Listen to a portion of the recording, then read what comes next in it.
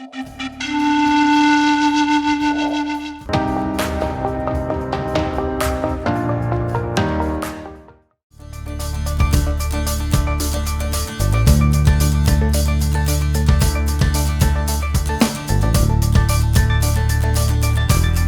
buenas tardes con todos. Soy Gloria Grande, integrante de la Secretaría Técnica de Ley. Les expresamos un cordial saludo de la Comisión de Trabajo a través de la Secretaría de Trabajo de esta comisión y les damos la bienvenida a la videoconferencia. Esta se está transmitiendo en vivo a través de las páginas de Facebook del EGE y de las Cortes Superiores de Justicia de Ancash, Arequipa, Ayacucho, Cusco, Ica, Lambayeque, Lima, Loreto, Madre de Dios, Piura y Tacna. Los beneficios de usar el expediente judicial electrónico y la mesa de partes electrónica.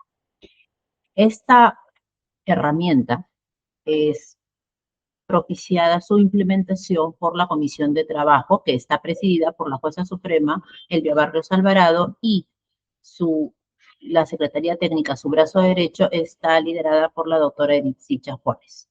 El expediente judicial electrónico es parte de ese fortalecimiento que tiene el Poder Judicial en la transformación digital. Otorga tanto beneficios para los justiciables, así como para los órganos jurisdiccionales en la tramitación, permitiendo la visualización de en sí el expediente, así como el trabajo remoto de los magistrados, los servidores, potencia el acceso a la justicia para los justiciables, hay una gestión de procesos más transparentes, seguros, dando procesos seguros y seguros. Entre los beneficios podemos mencionar el ahorro de tiempo y dinero para los justiciables, la reducción de los costos de papel y suministros de impresión con la correspondiente disminución del impacto ecológico, hay transparencia en los actos procesales, los tiempos de atención a los escritos y otros documentos son más céleres porque evitan también el traslado y la presentación de los mismos documentos, desplazamiento entre despacho y despacho, la comunicación a través del SINOE y la tramitación de los procesos, en general todo es más ágil.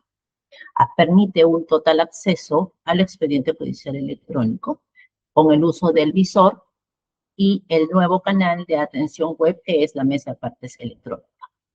Los avances de la implementación del 2017 a la fecha ya tenemos implementados en las 35 cortes superiores, en la etapa intermedia en la Corte Nacional Penal Especializada y en las otras cortes a nivel nacional, así como en la Corte Suprema. Hemos tenido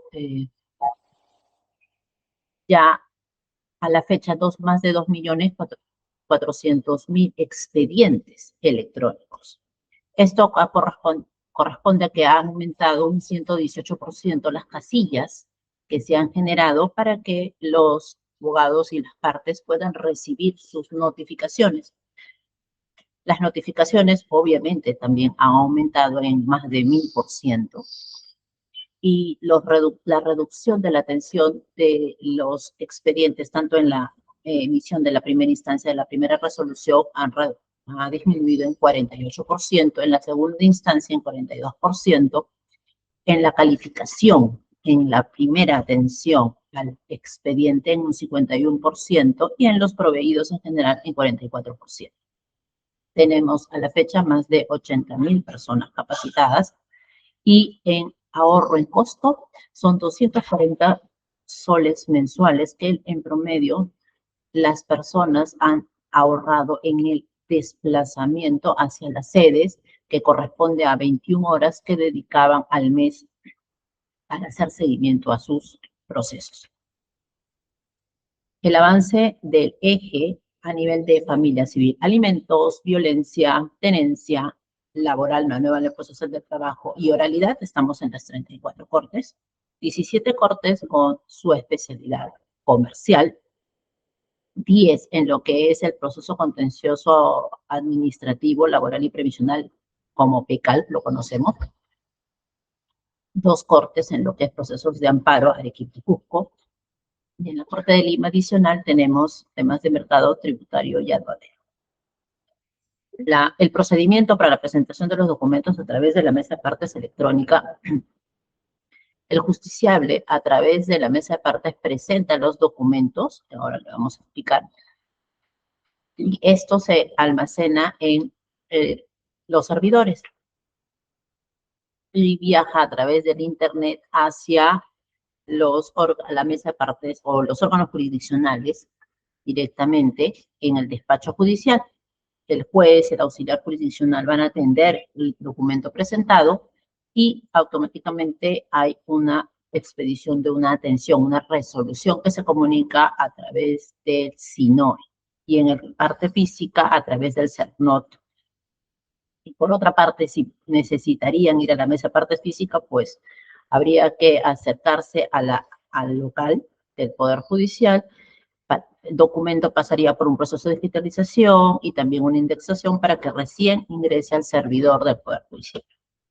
La presentación de estos documentos a través de la mesa de partes electrónica, que requiere que tengan una casilla electrónica, el DNI electrónico, el lector de tarjeta, que le va a permitir hacer una firma, por lo tanto tienen que tener el software de firma, y el documento a presentar tiene que haber sido escaneado con la opción OCR, que permite el reconocimiento óptico de caracteres. El horario de presentación en una mesa de partes física, está solamente permitido dentro del horario que atiende el local, ¿no? El Poder Judicial. Y en cambio, en la mesa de partes electrónica son las 24 horas del día. Más información a través de nuestras redes sociales, Facebook, YouTube, X, LinkedIn, podrán saber de los avances de ley. Muchas gracias. Pase y presentamos al magistrado, al doctor Marco Antonio Celis Vázquez. En el primer punto, el doctor es juez superior de la Sala Civil de Trujillo de la Corte Superior de Justicia de la Libertad. El tema es el proceso de tenencia y régimen de visitas. Muy buenas tardes, doctor. Adelante. Bien, muchas gracias por esta generosa invitación, en especial doctora Gloria Grandes Gómez, en representación del EJE. Acá en La Libertad tenemos ya este piloto, en la cual estamos ya teniendo una experiencia, diría yo, positiva respecto a la nueva adecuación de los expedientes judiciales ordinarios manuales hacia el expediente del futuro, ¿no? Que es el expediente judicial electrónico. Efectivamente, con ciertos cambios que generan nuevas concepciones, pero que poco a poco nos damos cuenta de que sirve de una manera positiva tanto para nosotros los jueces como para los justiciables. Bien, se me encomendó el día de hoy tratar respecto al proceso de tenencia, ¿no? Al proceso de tenencia y régimen de visitas y la forma como se viene implementando a raíz de que sabemos pues que el último 4 de junio se ha llevado a cabo un pleno en la Corte Suprema a raíz de tomar ciertos lineamientos o directrices que van a generar doctrina jurisprudencial vinculante, ¿no? Para los jueces de familia. En primer lugar, quien le habla, soy juez de familia titular, he formado parte de, compartido durante muchos años o algunos años colegiados en los órganos de segunda instancia, salas civiles de la Corte Superior de Justicia de la Libertad. En consecuencia, puedo dar fe de cómo es el manejo procesal jurisprudencial, tanto en primera instancia como en segunda instancia. Miren, he denominado esta conferencia Tenencia Compartida, reflexiones luego del Pleno de la Corte Suprema para establecer doctrina jurisprudencial vinculante. Nosotros sabemos que el día 4 de junio se llevó a cabo pues un pleno en la Corte Suprema a raíz de generar luego ya una doctrina jurisprudencial, ¿no? A raíz de los procesos de tenencia. Entonces, he creído conveniente la necesidad de poder nosotros enfocarnos en el motivo, la finalidad, la urgencia o la necesidad, por qué la Corte Suprema ha decidido abordar el proceso de tenencia a efectos de generar o establecer doctrina jurisprudencial, ¿no?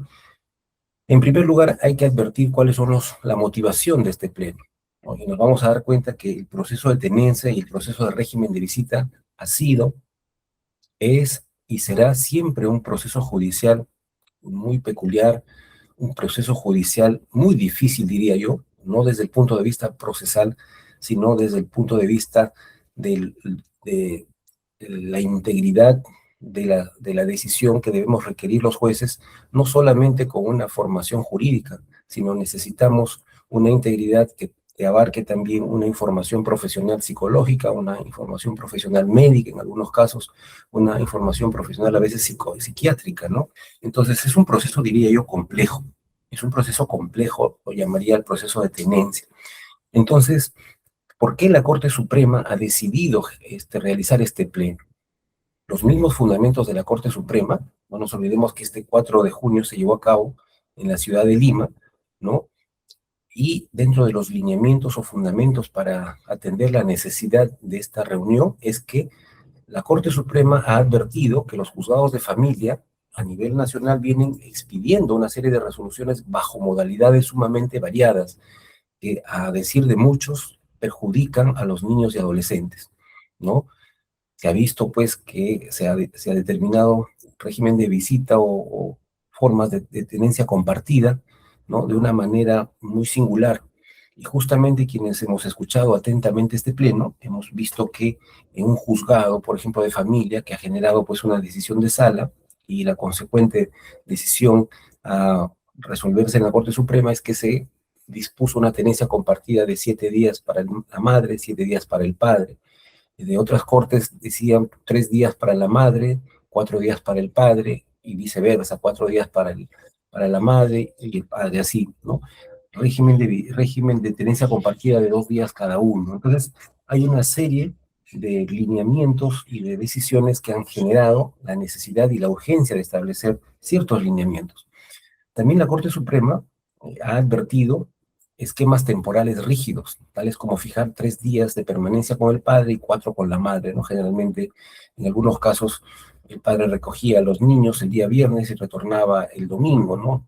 Dejando prácticamente a la madre encargada dentro del periodo escolar de lunes a viernes, de las tareas, obligaciones, y el niño desde el viernes al domingo iba con su padre, bajo la denominación de tenencia compartida, y sabemos que los fines de semana tenían solamente un régimen para distraerse o para pasar, pues, no obligaciones por parte del padre. Entonces, eso también se advierte o se ha advertido en muchas decisiones.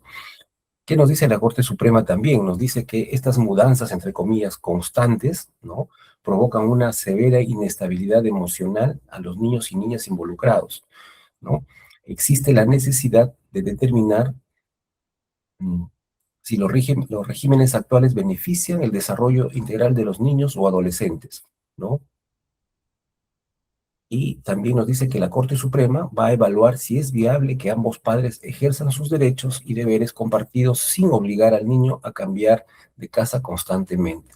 Entonces, más o menos, nosotros los jueces de familia advertimos siempre esta problemática, ¿no? Entonces siempre nos cuestionamos hasta nosotros mismos si este acuerdo o esta sentencia, ¿no? Guiada por nosotros, porque no nos olvidemos que las actas de conciliación aprobadas por nosotros también son guiadas por nosotros o aprobadas o desaprobadas, de acuerdo a las propuestas, ¿no? Entonces tenemos una serie de interrogantes que la Corte Suprema, entiendo yo, que va a resolver. Pero esto no queda ahí, ¿no?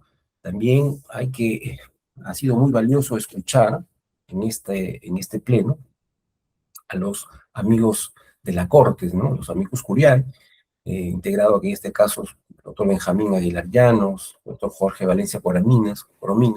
Entonces, hemos escuchado diversas opiniones y es importante escuchar las opiniones de los abogados, ¿no? Porque ellos son los que plasman los escritos, ellos son los que plasman los deseos de los padres a través de sus demandas o contestaciones de demandas. Y también, a raíz de este pleno, hemos escuchado la serie de críticas que tenemos que aceptar nosotros como jueces y realizar una autocrítica para construir tanto con la exposición de los abogados y nosotros mismos con la autocrítica que podamos tener hacia efectivamente un mismo camino, ¿no? Y eso creo que es lo que pretende la Corte Suprema, ¿no? Entonces, primero, yo quiero saludar efectivamente a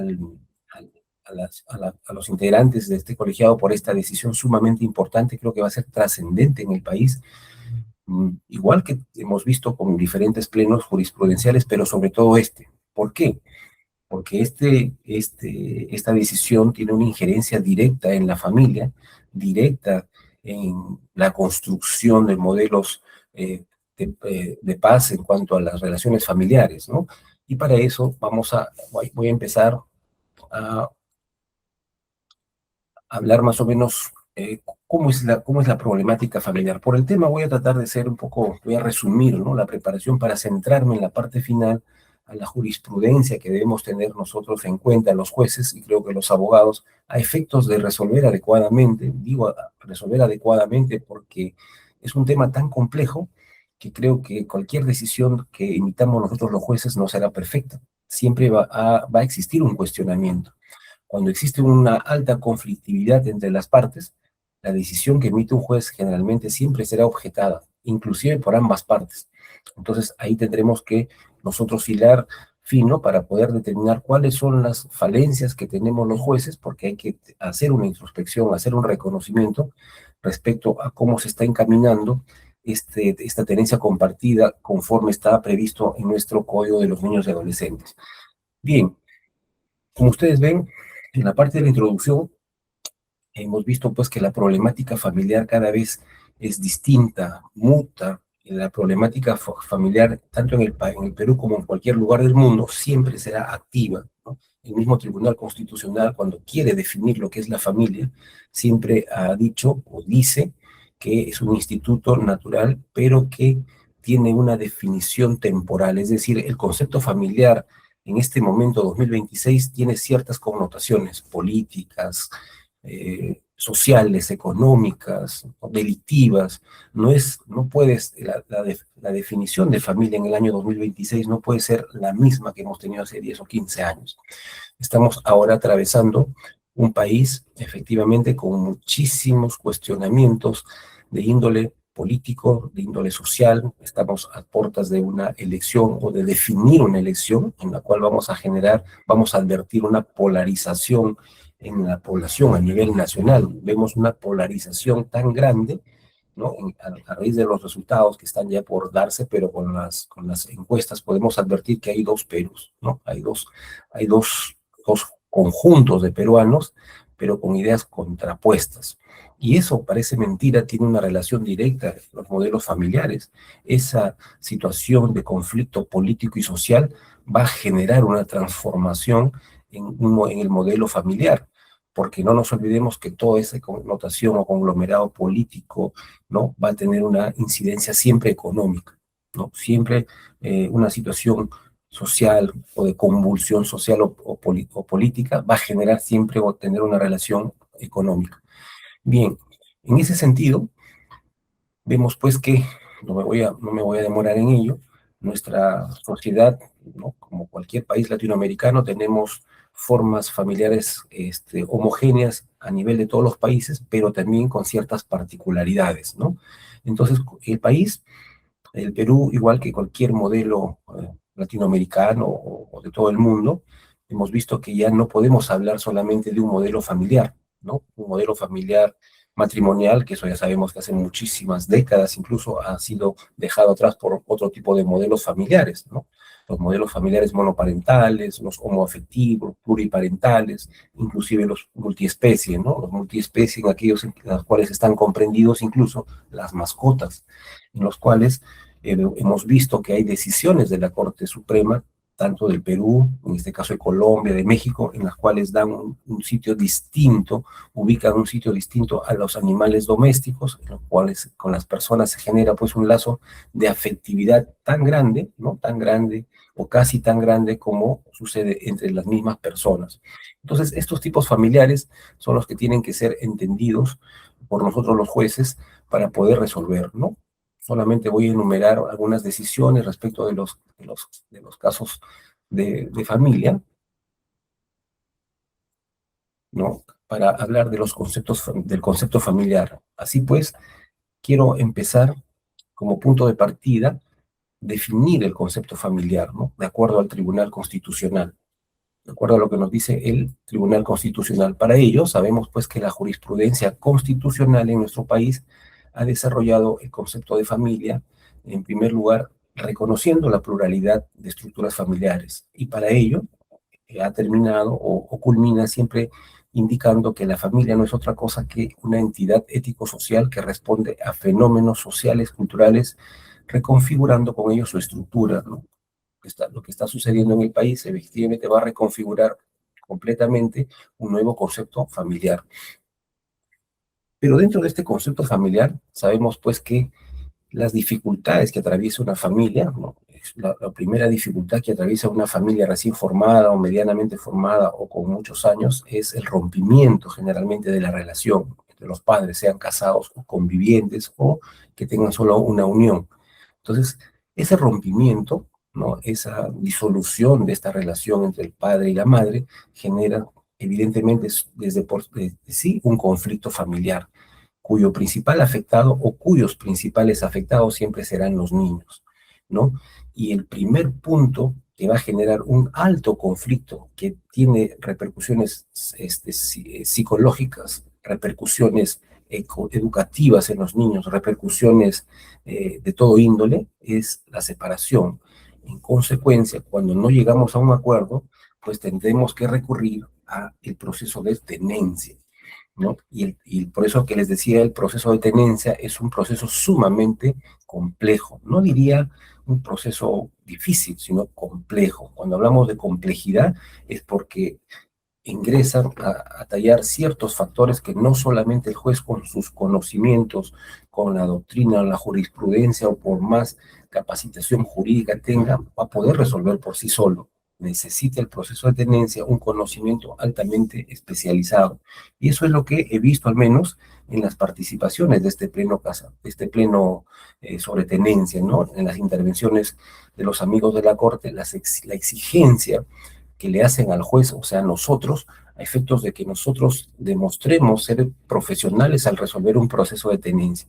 Y demostrar ser profesionales no significa solamente invocar los artículos o las normas o la jurisprudencia, sino ser profesionales para resolver un proceso de tenencia significa saber comprender cuando un informe social pues tiene una relación directa o inclusive cuando un informe social de repente está mal hecho, ¿no?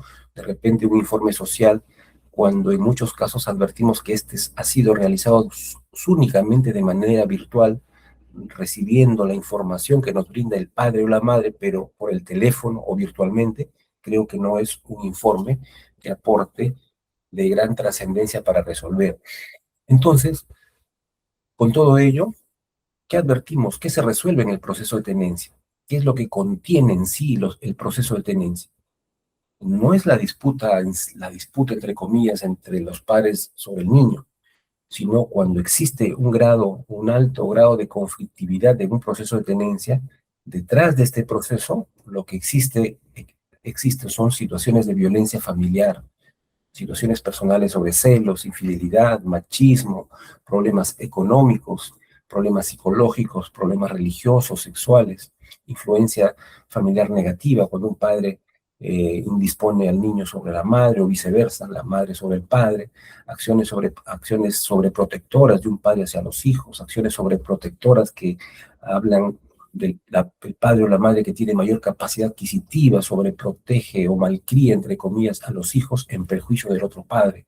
Y más aún cuando tenemos en cuenta niños pequeños en los cuales no tienen todavía una objetividad de la situación real que pasan sus padres. Yo escuché, por ejemplo, a raíz de ello, a dos de los participantes, los cuales indicaban, ¿no? ¿Cuál es la edad mínima para el juez tomar en cuenta la opinión de un niño? No es que como requisito en el proceso, ¿no? Sino sabemos que un niño puede participar de 2 años, 3 años, ¿no? Y sabemos que un niño de 3 o 4 años, evidentemente, no nos va a dar orientación de qué es lo que está pasando en su familia. Un niño de 5, 6, 7, 8 años, cuando tenemos un padre sobreprotector o manipulador, utilizando el factor económico, pues evidentemente va a generar una opinión en desmedro del otro padre o de la madre. Entonces nosotros los jueces tenemos que ser capaces de advertir ello. Entonces nos estamos dando cuenta que justamente el proceso de tenencia es un proceso complejo porque esconde detrás una serie de problemas entre los padres, ¿no? Porque si existiera un diálogo o comunicación, efectivamente las partes arriban o pueden arribar a una tenencia a un régimen de tenencia compartida sin necesidad de la intervención judicial. No nos olvidemos, los jueces, que nosotros somos prácticamente el amparo que necesita aquel padre o aquella madre ante una situación muy conflictiva o abusiva en muchos casos, ¿no? Somos el último bastión en la cual es la última esperanza para los padres para poder resolver un proceso con justicia, con razonabilidad, ¿no? Que ellos es lo que nos exigen. Y es por ello que las decisiones que se vienen emitiendo a nivel nacional, ¿no? Por todos los órganos jurisdiccionales, existe un matiz, no hay una homogeneidad. Entonces vemos que los jueces estamos resolviendo, porque me incluyo también yo, estamos resolviendo conforme, tal vez tenemos de una parte nuestra formación jurídica, de otra parte nuestra formación familiar también, ¿no? Nuestra propia concepción. Dentro del Poder Judicial de repente tenemos ciertos estigmas entre los jueces, hombres o varones y mujeres, y los estamos poniendo siempre plasmados en nuestras decisiones, que son lo que actualmente se viene cuestionando. Entonces, ¿qué es importante conocer en primer lugar eh, o utilizar para poder resolver un proceso de tenencia? Bueno, lo digo siempre a todos los colegas, creo que todos ya somos homogéneos en concluir de que los procesos de familia se resuelven desde el punto de vista procesal gracias al derecho procesal de familia. Ya no podemos hablar que los procesos de familia forman parte de un cúmulo de conflictos que se resuelven utilizando las normas del derecho procesal civil. No, las normas, los procesos de familia y sobre todo los casos de tenencia tienen que resolverse conforme a los principios autónomos independientes del derecho procesal de familia. El derecho procesal de familia ya ha sido consolidado hace 2 décadas, ¿no? Hemos visto cómo el tercer pleno casatorio tal vez fue el punto de partida para consolidar este derecho procesal de familia al hablar de una flexibilización de los principios de eventualidad, de congruencia, en los procesos en los cuales amerita no ceñirse a los paradigmas del derecho procesal civil o desde el derecho patrimonial. Sin embargo, hay que hacernos una pregunta, si efectivamente se viene aplicando o no. Y para ello, miren, en estas diapositivas quiero eh, hablar del derecho procesal y plasmarle esta casación. Si ustedes ven esta casación, ojo, puesto para fines didácticos únicamente, siempre con una crítica constructiva, ¿no? Si nosotros advertimos esta casación, es una casación de la Corte Suprema 1252, y pese a que hablamos que en muchos procesos el juez debe flexibilizar, pero haciendo pues una actuación en cuanto le favorezca al niño, teniendo en cuenta que el principio del interés superior del niño tiene actualmente en el Perú una ley que desarrolla cómo debemos nosotros plasmar o efectivizar este principio, ¿no? La ley 3466, ¿no? Y su reglamento, ley que habla de los parámetros que debemos tener en cuenta para aplicar este principio. Pero miren, vayamos a esta casación. ¿Qué nos dice esta casación? Dice, en el caso presente, el demandante, un señor, solicitó en su demanda que se le otorgue la tenencia y custodia de su niño, ¿no? A fin de que la ejerza en forma exclusiva, pidió tenencia exclusiva. Luego, efectuado el emplazamiento de ley, la demandada, es decir, dice, no reconvino solicitando ser ella quien ejerza la tenencia. Es decir, no contestó la demanda, pidiendo, no, señor juez, yo no estoy de acuerdo que se le otorgue la tenencia al demandante exclusiva, pero ella no solicitó la tenencia exclusiva. Sin embargo, manifestó que ante la imposibilidad de ponerse de acuerdo con el demandante, se debe dictar un régimen de tenencia compartida.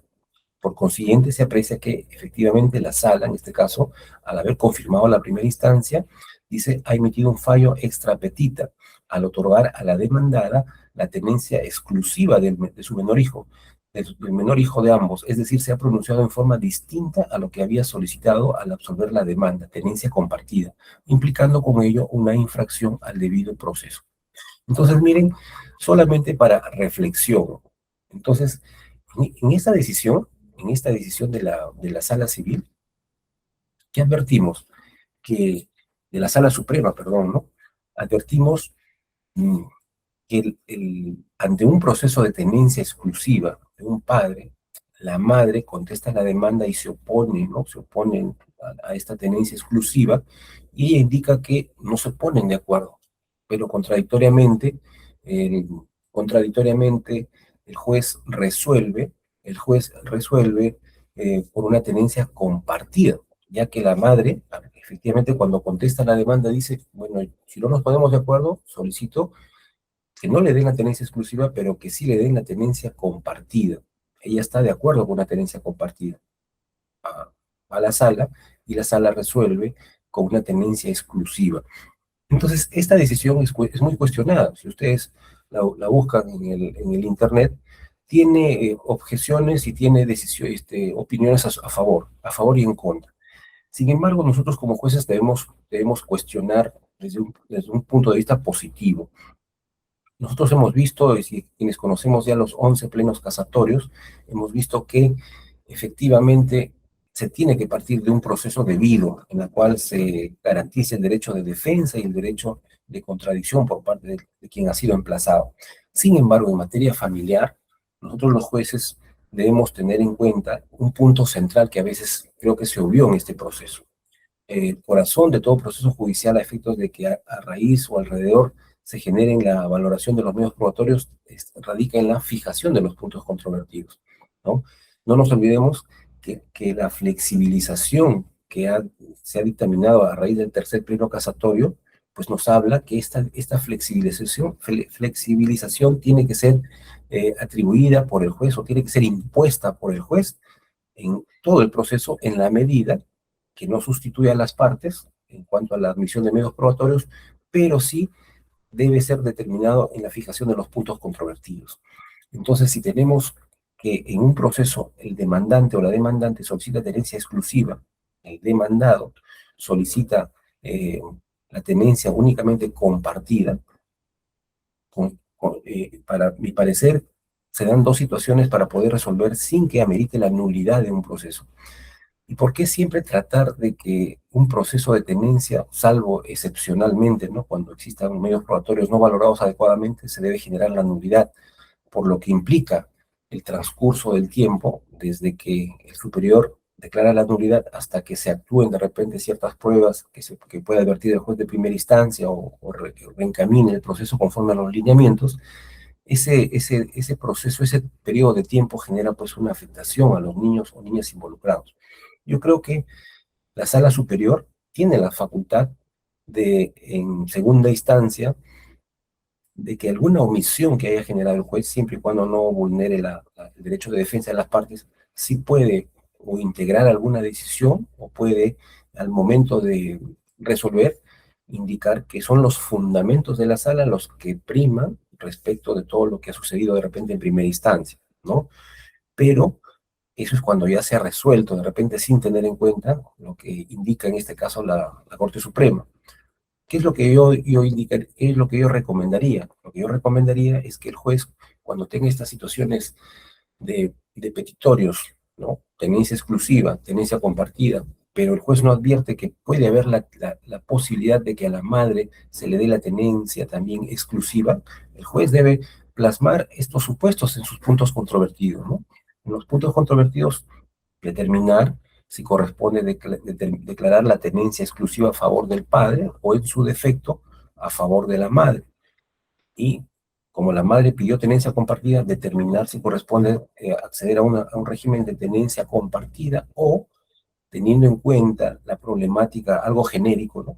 La problemática advertida tanto en la demanda como en la contestación de la demanda, determinar si también se puede determinar una tenencia exclusiva a favor de la madre. Y eso, ¿cuál sería su sustento? El principio del interés superior, ¿no? Porque este proceso se debe resolver con cualquiera de esas tres fórmulas, o la tenencia para uno exclusiva o el régimen de tenencia compartida. Bien, para seguir, ¿no? Con la problemática de cómo abordar adecuadamente un proceso de tenencia. Si escuchamos con claridad, ¿cuál es la conclusión? Si me preguntaran, ¿cuál es la conclusión que tú te quedas con lo escuchado de todo este pleno, que duraron más de casi 3 horas, ¿no? Hay una conclusión que se ha repetido unánimemente, desde el inicio hasta el final. Es la necesidad urgente de cambiar la terminología de tenencia, ¿no? De tenencia compartida. Y vamos a encontrar en decisiones de la Corte Suprema que ya lo viene usando, y sobre todo me quedé pues con la impresión que todos, ¿no? Concluyen, todos los participantes, tanto jueces como en este caso académicos, concluyen que el término de tenencia compartida, y peor aún, tenencia compartida, es un término altamente cosificante, ¿no? Este es el tenedor, o la tenencia viene de la palabra tenedor. El tenedor tiene que ver con una cosa, con un objeto. Entonces, si nosotros tenemos un código de los niños y adolescentes que se sustenta en el principio de protección integral y cuya doctrina, ¿no? Nos habla de los derechos y obligaciones del niño y del adolescente como sujeto de derecho, pues tenemos que cambiar inmediatamente la denominación de tenencia compartida, ¿no? Denominarlo por el cuidado parental o ir siempre a la redefinición de la patria potestad por el de corresponsabilidad parental o responsabilidad parental, ¿no? Entonces, eso es lo primero que debemos partir. Ya no podemos estar hablando nosotros de una tenencia compartida. Creo que en la modificación, en el proyecto legislativo de la modificación de nuestra normatividad a favor de niños y adolescentes, se tiene en cuenta eso. Entonces, partimos de una redefinición de la patria potestad. Redefinimos la patria potestad ampliando el concepto de familia. Ya no podemos hablar ahora que este principio de responsabilidad parental se circunscribe únicamente en los padres o tal vez en los abuelos. Vamos a ver que como tenemos diferentes tipos familiares, vamos a advertir que los niños están bajo el cuidado a veces de terceras personas, tíos, abuelos en sí.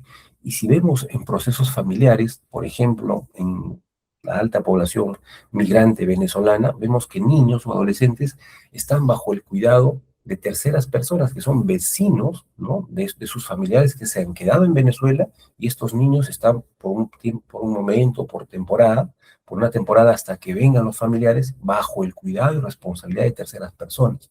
Entonces, estas terceras personas están asumiendo roles de una responsabilidad parental. Entonces, hay que tener en cuenta este principio como punto de partida para resolver un conflicto. Antes de pasar a otro tema, estamos hablando un poquito de cuáles son las bases para tener en cuenta. Me hago la siguiente pregunta, ¿no? También que me imagino en la Corte Suprema van a tener muchos aspectos que definir para generar lineamientos a tener en cuenta por los jueces. Y me hago la siguiente interrogante. ¿Se puede resolver un proceso de tenencia o puede un juez pronunciarse por reconocer la tenencia de un padre que no se encuentra en el país? Ese es un caso también que me parece debe ser también, no sé si están entre los múltiples casos que escuché, que venían de todo el país, pero en esta interrogante fluyen varias preguntas a la vez. Hay muchos casos en que padres que se encuentran en España, en Italia, en Argentina, plantean procesos de tenencia estando fuera del país, ¿no? Plantean procesos de tenencia, ¿no? A través de un apoderado, pero los niños, o en el caso su niño, acá o niña, se encuentra bajo el cuidado, por ejemplo, de los abuelos. Cuando se admite la demanda, ¿no? Cuando hay un informe social, advertimos que los niños están bajo el cuidado de los abuelos. Si pedimos un informe migratorio, obtenemos que este padre está fuera del país hace un año, o sea, inclusive antes del ingreso de la demanda. La pregunta sería, ¿un juez puede otorgar la tenencia con la denominación actual a favor de este señor que está fuera del país cuando en el proceso se ha constatado que el niño o la niña está bajo el cuidado directo de sus abuelos o de un familiar o de un tío? Entonces, eso lo vamos a ver también a continuación, ¿no? Vemos al final una serie de situaciones que difieren para poder resolver. Pero partiendo del origen legislativo, vamos a hablar del proyecto que reguló la tenencia compartida. ¿Por qué es que tenemos muchas fórmulas invocadas por los jueces a nivel nacional y que al final generan decisiones contradictorias generan situaciones que nos pareciera solo con leer la forma de tenencia compartida, vemos que algo está fallando, ¿no? Yo he visto, estando en una sala superior, regímenes de tenencia compartida un día cada papá, he visto una semana cada papá, he visto 15 días cada papá, he visto un mes cada padre, ¿no? He visto un caso de 6 meses cada padre, ¿no? Entonces me pongo a pensar, ¿no? O sea, imagínense qué es lo que qué es lo que está pasando y por qué está sucediendo estas situaciones, o si las partes se ponen de acuerdo en estas formas, pero si no advertimos que algo está fallando, ¿no? Entonces creo que parte de este proyecto legislativo que efectivamente una buena intención, creo que es uno de los mejores cambios legislativos, solo que en la redacción considero yo que si con atención prestamos atención al artículo 84, inciso primero, dice, pues, en caso de disponer la tenencia compartida, el juez debe tener en cuenta lo siguiente, y tenemos que, en el inciso A, nos dice que el hijo deberá pasar igual periodo de tiempo con ambos progenitores. Y creo que esta redacción es la que ha generado, para mí, esta redacción, este inciso, es el que ha generado una mala interpretación por parte de los jueces. Sabemos que dentro de la interpretación constitucional existen muchos modelos, ¿no? Pero se advierte que se está dando una interpretación literal, taxativa de este inciso. Yo me atrevería a decir de una manera contundente que ninguna persona podría estar matemáticamente en periodos iguales, siendo un niño o adulto, periodos matemáticamente iguales con un padre y con la madre. Creo que la intención del proyecto legislativo es que se advierta la igualdad entre el padre o la madre, se advierta la corresponsabilidad de padre y madre, que esa es la finalidad en sí de este proyecto legislativo, y en sí he leído varias sentencias de la Corte Suprema, que es lo que se resalta, pero este inciso, a veces siempre encontramos con colegas o jueces que nos hacemos un problema ante una invocación normativa, ¿no? Y para eso nos hemos olvidado, pues, que nosotros los jueces de familia también somos jueces constitucionales, ¿no? Y los jueces constitucionales, pues evidentemente tenemos que hacer una interpretación conforme a la Constitución y conforme a la normatividad en atención a los niños y adolescentes, ¿no? Para eso debemos utilizar ya, nosotros conocemos perfectamente esta interpretación conforme a la Constitución y conforme a los tratados internacionales, es decir, hablemos del principio jurídico de la jerarquía constitucional. Solamente también es conocido por todos los colegas, nosotros ya no podemos decir que estamos en un tránsito del Estado legal de derecho al Estado constitucional. Yo considero que ya estamos en un Estado constitucional de derecho. Ya no, diríamos tal vez hace una década y media, cuando el Tribunal Constitucional, a partir del año 2002, con el retorno de la democracia, comenzó a afianzar ya decisiones del Tribunal Constitucional en materia laboral, en materia familiar, penal, advirtiendo ciertas deficiencias de las normas, ¿no? Pero que por ello no significa que el juez debe aplicar o no aplicar una norma que para el juez la considere vulneratoria de la Constitución, o peor aún, de normas de rango internacional, como es el caso del artículo 3 y 9 de la Convención sobre los Derechos del Niño, que son los artículos invocados en este pleno, ¿no? Los que indican y los que ha dado pie a que se pueda realizar o que puedan haber arribado a la Corte Suprema estos procesos de familia, alegando, bajo el alegato de la vulneración del artículo 3 y el artículo 9 de la Convención, así como del artículo 14, perdón, de la observación general 14, que es la que se refiere al principio del interés superior del niño. Nosotros conocemos que nosotros actualmente estamos en un Estado constitucional de derecho. Al hablar de un Estado constitucional de derechos, tenemos que concluir de una manera categórica que todos los jueces que administramos justicia en el país, civiles, familia, jueces laborales, somos jueces constitucionales. Y diría que en materia familiar es el mayor número de consultas o que se ha generado un control difuso a efectos de dejar sin efecto o dejar de lado muchos artículos que se encuentran ya, no diría desfasados, sino que en su momento atentaban, en este caso, contra las normas fundamentales de la Constitución, sobre todo en temas de filiación, ¿no? Y en el caso de tenencia, ¿qué es lo que se invoca? Lo que se invoca es vulneración del artículo tercero, el principio del interés superior. Y el principio del interés superior, al mismo tiempo, cualquiera me preguntaría, ¿no? Pero de qué manera se vulnera este principio del interés superior en un proceso de tenencia? ¿Qué artículo, no? Porque los jueces estamos acostumbrados a que tiene que haber un artículo de una norma legal ordinaria para poder hablar de un control difuso, ¿no? Y no nos damos cuenta que en materia familiar, sobre todo en materias de tenencia, estamos hablando del principio del interés superior. Y el principio del interés superior, si nos vamos a su observación general 14 o al desarrollo de la ley que habla de los parámetros a tener en cuenta, nos habla de tres puntos fundamentales. Uno es el derecho de opinión, ¿no? El derecho de opinión, y ahí viene para esta ponencia la primera observación o la primera recomendación que seguramente la Corte Suprema va a afianzar.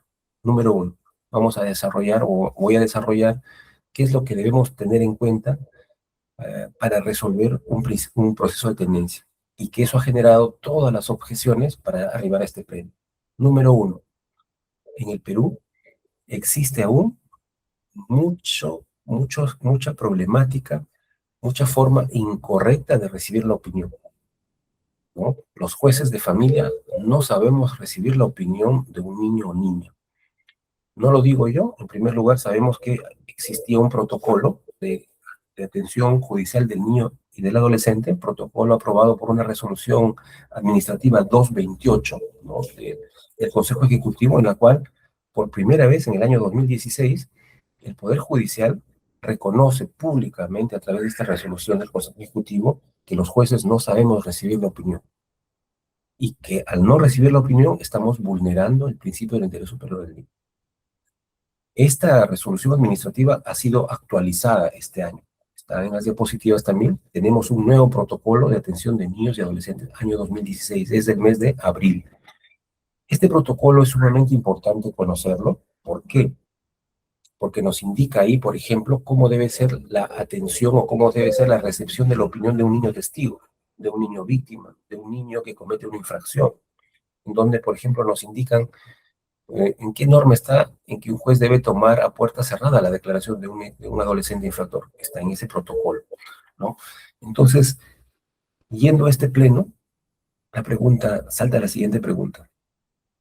¿Cuál es la edad mínima o adecuada para tener en cuenta o recibir la opinión? Y otra cosa es tener en cuenta la opinión. Escuché, por ejemplo, a un expositor que decía que la opinión para ella, que tenía ya un valor cierto para resolver 6 años. Escuché a otra doctora que decía 12, ¿no? No confundamos que un juez debe recibir la opinión del niño, ¿no? O sea, recibir, ¿no? 3 años, exponer lo que dice, ¿no? Entonces, pero hay que ver los pesos que se le asignan a la opinión del niño. Entonces, acá yo veo la primera deficiencia. ¿Cuál es la primera deficiencia que fue advertido también por una profesora una profesora docente universitaria? Dijo, si ustedes han escuchado el pleno, dijo lo siguiente: señores del pleno, señores magistrados, yo soy también asesora del consultorio de la universidad. Yo veo los procesos de familia, así, y fue una queja de ella directamente, ¿no? Una queja que llega a nosotros los jueces. Lo primero que he visto, señores magistrados, es que todos los jueces conversan con los niños por cámara, por Meet. Y le decía, ¿cómo es que un juez va a conversar por videoconferencia cuando el papá le dice a la mamá y viceversa? Es decir, están en un conflicto tan alto y el niño está al lado de la mamá. Y el niño le mira a la mamá o mira al papá para responder. O sea, desde ya, por ejemplo, eso nos desnudó como jueces si es que hacemos algo así parecido, ¿no? Prácticamente yo entendí que la Corte Suprema miraba la cara, cómo ponían los magistrados y decían, pues, ¿no? De todos los cientos de procesos que ellos han visto, que es la verdad. Pero ahí voy a darles un poco mi opinión. Yo soy juez de familia, ¿no? La virtualidad es un acto positivo, ¿no? Es un acto muy positivo que genera pues también beneficios a todo el sistema de justicia, a los jueces, a los litigantes, ¿no? Entonces, nosotros tenemos que advertir lo siguiente. Nosotros tenemos procesos, cuando llegamos a la audiencia, o perdón, vamos a admitir un proceso de tenencia, admitimos acá en Trujillo, por ejemplo, y tenemos la buena práctica, admitimos un proceso de tenencia, y primero adjuntamos un link en el cual pasamos un video profesional hecho por unos psicólogos mexicanos, en los cuales explican en tan solo 7 minutos cuáles son los daños que ocasionan a los niños cuando los padres no permiten ver a sus hijos, o cuando hay mucho conflicto, mucha pelea. Es un video muy bonito y lo hemos puesto en el admisor, para que la persona que ya reciba, pues un poco se concientice, un poco entre, ¿no? De repente con el alto poder conflictivo que tenía, baje y un poco le decimos, mira lo que pasa si es que hay mucho conflicto, mira lo que va a pasar con tu hijo. No lo decimos nosotros, sino psicólogos. Pero agregamos un link para una audiencia. Agregamos un link, pero cuando contesta la demanda ya nosotros podemos advertir si este tema es tan conflictivo o no tanto, ¿no? En muchos casos algunos no contestan, hay rebeldía o dicen estoy de acuerdo, quiero un régimen de visitas. Entonces, si vemos que hay una situación en la cual hay ciertos acuerdos, pues evidentemente hemos llegado inclusive a conciliar en vía virtual. Pero si nosotros advertimos propiciando la conciliación entre las partes, y ojo, cuidando que el niño no se encuentre presente en sala virtual. Eso es lo más importante. El niño no puede estar presente en sala virtual. Tenemos que cerciorarnos que estén en una sala aparte, ¿no? Y ahí conversamos con las partes. Si vemos que hay un alto grado de conflictividad, pues dejamos constancia de que no se ponen de acuerdo, fijamos los puntos controvertidos, admitimos las pruebas, pero la conferencia se dispone que se reciba de manera presencial, ¿no? Entonces creo que esa es la manera, me parece un poco razonable, un poco más equitativa, a efectos de tampoco dejar de lado la virtualidad. La virtualidad también tiene muchas ventajas. Entonces creo que eso sería el aporte en cuanto a esa objeción respecto a la opinión. Otro aspecto sumamente importante es describir lo que sucede con el niño o niña en la conferencia presencial, ¿no? Ingresa, va a ver a su padre, ¿no? Si es que de repente pide la aceptación o no con la mirada, con el padre o la madre, para acercarse al otro niño. Todas esas descripciones creo que son sumamente importantes. Y sobre todo, pues la presencia del Ministerio Público. Doctor Celis, disculpe que le interrumpa. Dígame. Tiene 5 minutos antes de que se termine el tiempo según el programa. Allá, ya, doctor. Entonces vamos terminando. Sí, entonces me voy a pasar para terminar. Gracias por avisarme. Bueno, en las diapositivas he puesto casi lo más resaltante, entonces voy a pasar a las casaciones, que es lo que me interesaría, ¿no? Que se conozcan, bueno, deben conocerla de repente, ¿no? Al margen, considero que hay 3 decisiones de la Corte Suprema que son sumamente importantes y que genera, pues, que a partir de ellas son los lineamientos que debemos tener en cuenta para resolver un proceso de tenencia, ¿no? Considero que el proceso de tenencia se construye bajo 3 pilares fundamentales. Uno, el pilar fundamental son los hechos que exponen las partes, ¿no? En los hechos y los medios de prueba. Es el pilar fundamental. Que dice el demandante, lo que dice el demandado, con su valor probatorio. Acá hay que, teniendo en cuenta pues la actualidad y la virtualidad, considero yo también que la Corte Suprema me imagino que va a haber ciertos lineamientos para poder admitir o no como medios probatorios los famosos link, porque los famosos link generan que aplastemos con un clic y tengamos fotografías o visualicemos a veces temas de niños en desnudos, ¿no? Entonces, eso creo que debería también ya regularse en materia de niñez y debería accederse únicamente con discos lacrados, ¿no? A efectos de proteger la integridad de un niño, la imagen de un niño, ¿no? Hay una normatividad incluso para ello, pero creo que eso tenemos que ir manejando los jueces y cuidando un poco que esto no pues se advierta únicamente con acceso al público, uno accede a un expediente y puede advertir pues la vida familiar de un niño, de tal o cual niño. Me parece que eso hay que regularlo también, ¿no? Entonces, primer pilar fundamental, lo que dicen las partes. Segundo pilar fundamental, la forma en que el juez recibe la opinión del niño. Creo que es sumamente importante y es lo que genera esta objeción también a este pleno. la forma en cómo recibimos, ¿no? Hay que dejar de lado un problema altamente conflictivo, la virtualidad. Ese caso, ese expediente tiene que recibirse obligatoriamente de manera presencial. Y el tercer pilar fundamental viene a ser la, eh, el- la participación profesional, cuando hay alto grado de conflicto, por parte de los psicólogos y por parte de los trabajadores sociales. Y acá también he advertido en las críticas, en los reclamos de los abogados en este pleno, que decían, señor juez, ¿cómo es posible que un informe social se haya hecho por teléfono? El teléfono ha recibido toda la información que le daba la trabajadora social y eso no es un informe objetivo. Por supuesto que con esa información vamos a tener una decisión en segunda instancia nula, ¿no? Porque se está construyendo bajo un panorama de pruebas no objetivo. Entonces, eh, creo que una de las decisiones de la Corte Suprema, en las cuales les decía que es importante y que ha generado procesos de variación de tenencia, es esta, ¿no? La casación número 4811-2021, en la cual hemos visto que hay muchos procesos de variación de tenencia. Inmediatamente se varían procesos de tenencia con dos argumentos fundamentales, ¿no? O que traen argumentos subalternos. Uno, por ejemplo, la madre o el padre me impide ver a mis hijos, entonces yo he agotado todos los mecanismos y como me impide verlo, pues la norma, el artículo 91, me habilita para plantear una variación. Y la Corte Suprema ha dicho lo siguiente, señores, y eso es completamente cierto y lo suscribo, ¿no? El hecho de que los padres tengan una relación altamente conflictiva y que un padre de repente impida ver al otro, ¿no? La evaluación no tiene que centrarse en los padres, es decir, que el otro impida, sino tiene que centrarse en el niño. Es decir, un niño de 5 o 6 años, su mamá impide, ¿no? Impide a toda costa. O es una persona que de repente tiene hasta un problema psicológico, no sé, altamente con un conflicto con el padre. Sin embargo, la evaluación, la decisión que tiene que hacer el juez para variar, el juez no puede decir varío el proceso de tenencia o varío la tenencia, porque la señora tiene 15, 20 denuncias policiales, no deja ver al niño, ¿no? Y prácticamente está excluyendo. ¿Y dónde está dónde está la persona central del proceso?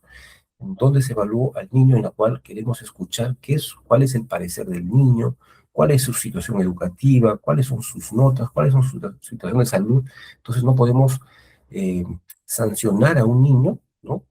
De repente pasando a la fuerza de la madre al padre por el mal comportamiento de la madre. Ojo, es lo que nos ha dicho la Corte Suprema en esta sentencia. Y en segundo lugar, también creo que la Corte Suprema va a resolver dos aspectos, con esto concluyo, dos aspectos fundamentales que nosotros los jueces los tenemos día a día. Número uno, la finalidad subalterna de un papá o una mamá que quiere variar o quiere plantear una tenencia compartida pensando o pretendiendo que con ello, al tener 3 días y la madre 4 días, pues la pensión que tenía o como obligación va a disminuir. Dicen, pues ahora yo tengo 3 días, al mes significa que tengo 12 días, prácticamente es una tenencia compartida, entonces la pensión que yo tenía de 800 o 1000 soles debe reducirse. Y plantean, y hay procesos de modificaciones de pensiones, porque se está mal utilizando con esos motivos subalternos el proceso de tenencia compartida. Eso también ha sido advertido y creo que va a haber lineamientos al respecto, ¿no? Respecto a esa situación subalterna. Y dos, es cuál debe ser la forma en resolver un proceso de tenencia cuando advertimos un alto grado de conflictividad entre las partes. Y cuando es evidente que un progenitor, o padre o la madre, está utilizando de una manera inadecuada, ya sea pues a través de denuncias policiales o procesos de violencia familiar, porque eso es lo que advertimos también, ¿no? Y cuál debe ser la respuesta judicial cuando se evidencia este alto grado de conflictividad. Una docente que participaba decía, tengo un proceso en el cual una señora o un señor ha interpuesto 93 procesos de violencia familiar alrededor del niño. Entonces, eso tiene que tener también una respuesta contundente. Bien, bueno, doctora, yo sé que este tema es un tema muy amplio, es un tema muy amplio, como usted ve, es un tema que solo conversar con ITE para el tema de la opinión del niño, amerita pues un conocimiento especializado, hablar técnicas de persuasión, términos de lenguaje gestual de los niños, conocer la psicología infantil de una manera un poco más amplia por los jueces. Pero creo que este pleno, al menos quienes lo esperamos con ansias, nos va a generar una unificación de criterios a nivel nacional y nos va a permitir a los jueces resolver con más justicia, razonabilidad y ponderación. Muchas gracias, doctora, a todos los que me han escuchado. Gracias. Gracias, doctor. Muy interesante. Doctor, lo que continúa son la absolución de las preguntas y hemos identificado preguntas de los participantes. De Arequipa, el participante William Edgar Ceballos Manchego le hace una pregunta, doctor. En caso de que uno de los progenitores obtenga la tenencia exclusiva de los hijos, el otro progenitor queda exonerado de cumplir con la obligación de brindar alimentos. Yo, como dijimos, doctora, a ver, la tenencia, cuando hablamos de tenencia, ¿no? Ya sea compartida o tenencia exclusiva, no hay ninguna relación para poder pronunciarnos, al menos en el proceso de tenencia, las implicancias en el proceso de alimentos. Supongamos que una persona, una mamá, por ejemplo, tenía la tenencia exclusiva, ¿no? Y el papá, una persona que trabajaba, la madre era ama de casa, el papá trabajaba y tenía una pensión de alimentos. Pasa el tiempo, ¿no? Y de repente las situaciones cambian, se ponen de acuerdo y el niño pasa hacia el papá, como interpreto la pregunta, y pasa a una tenencia exclusiva. Pues efectivamente, luego de esta situación, que me imagino no ha sido como una situación subalterna, sino pues, lo mejor para ese niño fue estar con el papá sí podría plantear un proceso judicial posteriormente, ¿no? En este caso, variar la forma de prestar los alimentos, ¿no? Para saber que ha cambiado la situación, hay una sentencia consentida, entonces ya no voy a acudir con una pensión de alimentos, sino se va a pasar directamente y puede haber una decisión sobre variación, ¿no? Y solamente sería una variación, porque inclusive podría haber, inclusive, nuevamente el niño retornar con la mamá, ¿no? Sabemos que la tenencia no genera, pues, una decisión definitiva. Correcto, doctor, muchas gracias. Hay una pregunta de Olga Socorro Calderón Vieira, de Piura. ¿Qué consecuencias legales o medidas pueden adoptarse cuando uno de los progenitores intenta influir negativamente en la percepción o relación del niño respecto del otro progenitor? Bien, lo primero, esa es una pregunta recurrente, perdón, esa es una situación recurrente en todos los procesos de familia. Primero, hay que advertir que esa denuncia que hace el padre respecto de la madre o viceversa, tiene que estar plasmada en las demandas, ¿no? Señor juez, los casos que vemos los jueces de familia, ¿no? Mi niña era un niño amoroso, escribía cartas bonitas, me escribía, era un niño, niña feliz, lindo, tenía un lenguaje lindo, pero va con el papá y ahora se fue de vacaciones 15 días y ha retornado y me dice que yo soy así, ¿no? Entonces vemos que hay una influencia negativa.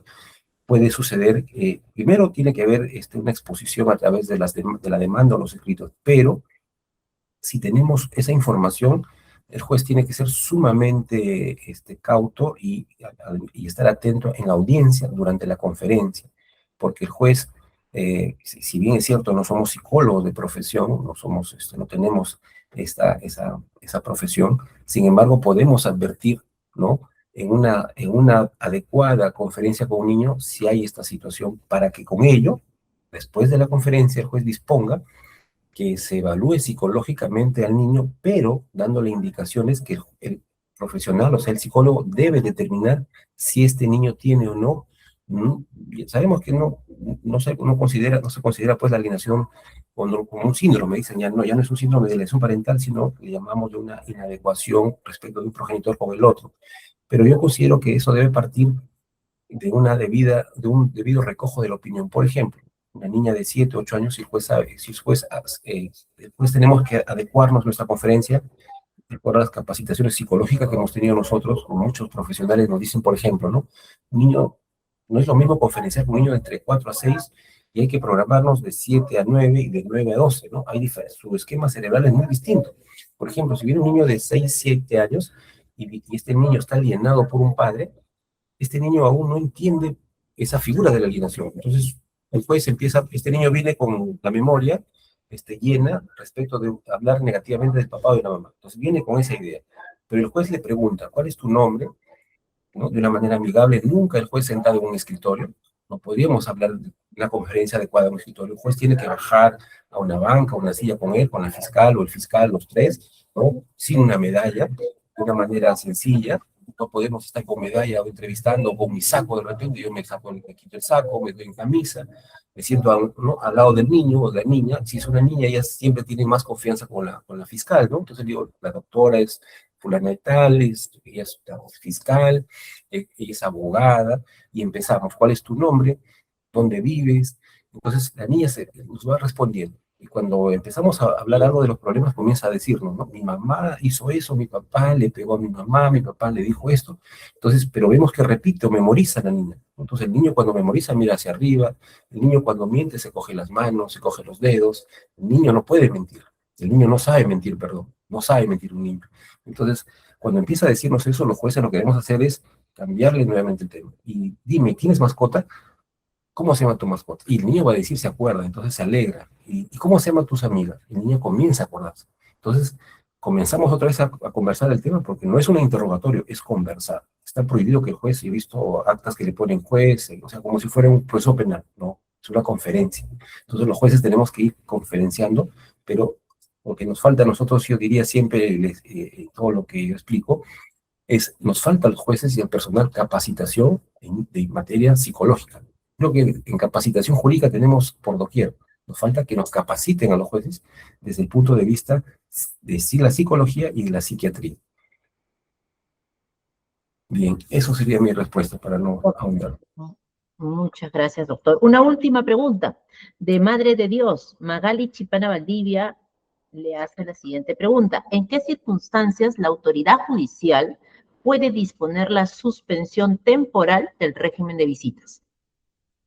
Cuando, claro, un juez tiene toda la facultad para suspender un régimen de visitas cuando hay una situación grave, ¿no? Muy grave.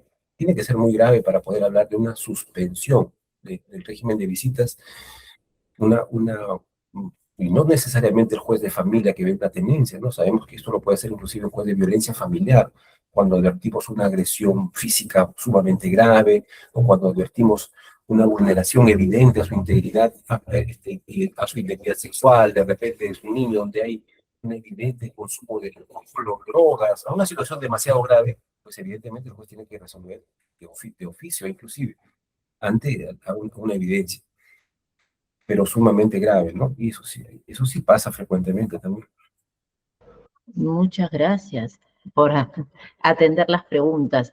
Bueno, el tiempo se ha terminado, lo hubiésemos querido hacer más preguntas, pero será para otra oportunidad. Muchas gracias. Bueno, agradecemos al doctor Marco Antonio Celis Vázquez, juez superior de la Sala Civil de Trujillo, de la Corte Superior de Justicia de la Libertad. Muy claro, doctor. Gracias. Bien, Continuamos. gracias, doctor. Continuamos con el programa.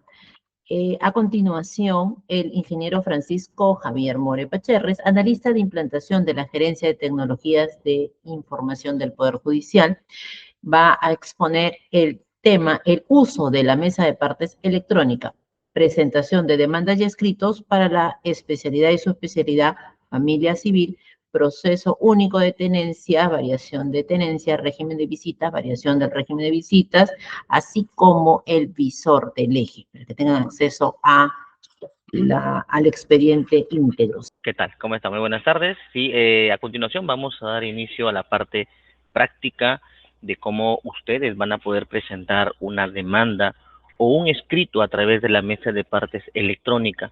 Ya el alcance, la disposición, el horario, creo que ya ha sido mencionado anteriormente. Así que ahora vamos a entrar a la parte práctica, vamos a decirlo así, en el uso de la herramienta. A través del portal web del Poder Judicial, ustedes van a poder ingresar a la plataforma del SINOE. Paso número 1 es colocar el usuario y la contraseña. Cabe mencionar que todo abogado debe estar logueado, debe estar generada su debe estar generada su casilla junto con su clave, así que vamos a hacer los pasos. Entonces, vamos a hacer la simulación. Yo estoy ingresando una casilla de pruebas, a continuación voy a ingresar mi clave y seguidamente voy a ingresar mi código CAPTCHA. En este caso, vamos a colocar. Una vez ingresado a la mesa de partes electrónicas, vamos a poder ver estas tres opciones. El SINOE, casillas electrónicas, que son el módulo a través del cual ustedes van a poder ver las notificaciones que llegan a través del juzgado. Y en la parte de en medio tenemos una opción que es MPE, Mesa de Partes Electrónica. Ustedes van a acceder a esta opción y dentro de esta opción van a aceptar el siguiente aviso. Y en la parte superior ustedes van a tener diferentes opciones. La primera opción, servicios en línea, la presentación, que es justamente aquí donde van a hacer el ingreso.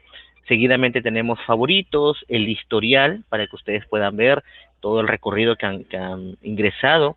Y finalmente hay una pestaña ayuda, donde van a encontrar manuales, videos y términos y condiciones.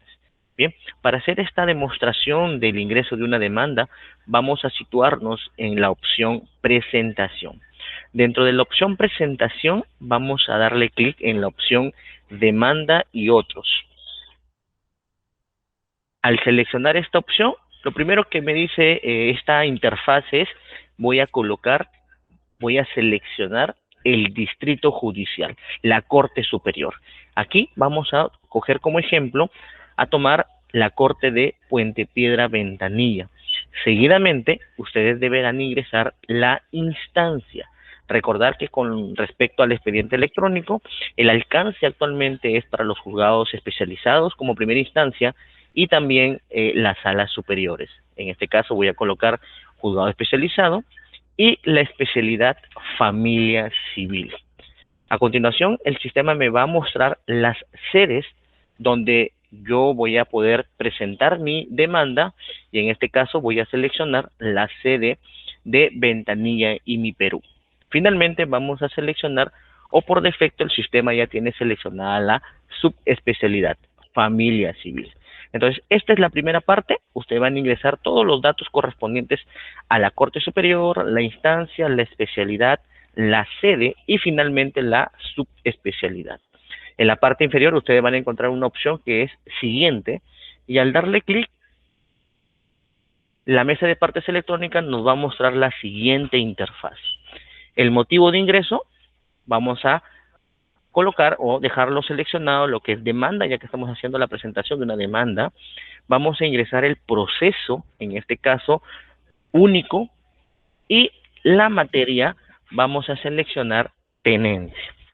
Recordemos que el alcance del proyecto actualmente es en 4 materias: tenencia y su variación de tenencia, régimen de visitas y su variación de régimen de visitas. Vamos a seleccionar aquí, voy a colocar como ejemplo indeterminado en cuanto a lo que es cuantía y vamos a ingresar una sumilla. Presentación. Muy bien, estoy colocando una sumilla y seguidamente vamos a ingresar los datos del presentante. Por defecto, el sistema ya me está mostrando los datos, vamos a decirlo así, del dueño de la casilla electrónica, ¿no? El presentante, el número de colegiatura, el colegio de abogados, y aquí voy a seleccionar, yo voy a ingresar una casilla física. Bien, entonces, una vez que tenemos ya listos estos datos, vamos a pasar a la parte inferior, que es justamente la parte donde ustedes van a ingresar las partes procesales, los sujetos procesales, a través de la opción agregar. Le doy clic en agregar y el sistema le va a mostrar esta ventana. El tipo de parte, ustedes van a seleccionar de acuerdo al listado la parte que corresponda. En este caso voy a seleccionar el demandante. Segundo ítem, voy a colocar el tipo de persona, en este caso será natural, y el sistema me va a mostrar ahora el tipo de documento. Si conocemos el tipo de documento, lo dejamos, por ejemplo, en este caso DNI, y en la parte donde, en el punto 4, vamos a insertar el número de DNI. Si desconocemos el número de DNI, entonces dentro de estas opciones vamos a encontrar la opción desconozco. Y al colocar la opción desconozco, el sistema me va a pedir a que yo inserte manualmente los datos de esta parte. Entonces, coloco desconozco y vamos a insertar manualmente el apellido paterno. Por ejemplo, acá le voy a poner yo González, apellido materno, Manrique, y le voy a colocar como nombre José. Bien, el sistema en la parte interior vamos a poder visualizar si tiene, en este caso, lengua materna, tipo de comunidad, pueblo indígena o si tiene algún tipo de discapacidad. Para este ejemplo, yo voy a colocar que mi parte demandante no tiene ninguno de estos aspectos, por lo tanto voy a colocar agregar. Así como hemos colocado el demandante, vamos a colocar el demandado. Entonces voy a colocar aquí demandado y hacemos lo mismo. Tipo de persona, natural, y nuevamente yo voy a colocar desconozco. Bien, vuelvo a repetir, si ustedes tienen el número de DNI, ustedes lo pueden insertar. Apellido paterno, vamos a colocar acá Ruiz, vamos a colocar acá Manrique, y voy a colocar acá Gabriel. Y vamos a colocar que en este sujeto procesal que estoy insertando, sí tiene, por ejemplo, una lengua materna, no sé, se me ocurre a mí Aymara. El tipo de comunidad, no sé, ronda campesina. Sí, son ejemplos que yo estoy colocando. Y el pueblo indígena le voy a poner acá. Y también le vamos a insertar una discapacidad.